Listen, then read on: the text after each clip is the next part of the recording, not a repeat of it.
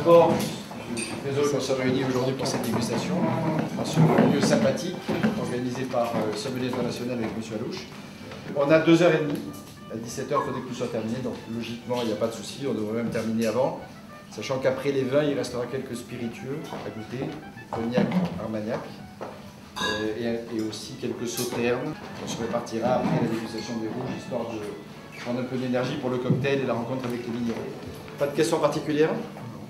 Bon, bah écoutez, bonne dégustation.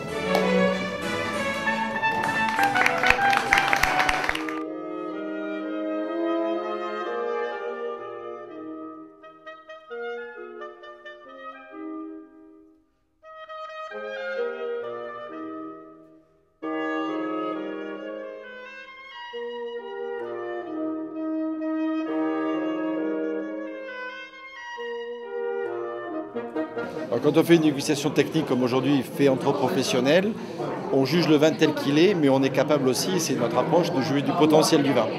On ne goûte pas des vins effectivement à boire aujourd'hui, on les goûte aujourd'hui et on fait une projection sur ce que seront ces vins dans quelques années. On a eu la chance d'avoir une table avec une diversité à la fois de millésimes, puisqu'on est parti de 2001 jusqu'à 2007. Donc ça, c'était extrêmement intéressant de voir justement la personnalité de chacune de ces années. Et ensuite, on a eu aussi, nous, la chance de partir dans les Graves, jusque dans les vins de pays des Côtes de Gascogne, jusqu'à Cahors, en passant par Puy-Seguin, Côte de Bourg, etc. Et même Saint-Émilion maintenant. Donc c'était extrêmement intéressant dans cette diversité. Ça nous a permis de juger à la fois d'abord d'un très bon niveau de qualité de ce qu'on a goûté globalement. On a mis pas mal de coups de cœur entre 3 et 4, ce qui est quand même bien vu sur une échelle de 5. Alors malheureusement on n'a pas eu de 5. On aurait aimé avoir le vin sublime de la journée. Nous on l'a pas eu. Mais on n'a pas eu beaucoup de déchets non plus, c'était donc extrêmement intéressant.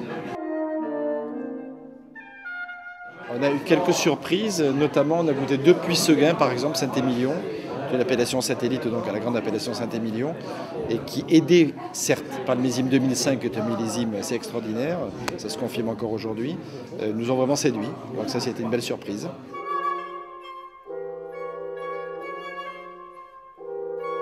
Pour moi, ce qui est intéressant, c'est de voir que les Bordeaux supérieurs, les appellations que je qualifie de périphériques, les Côtes de Blaye, les Côtes de Bourg, sont des appellations aujourd'hui qui peuvent rivaliser avec des vins dans une hiérarchie plus élevée.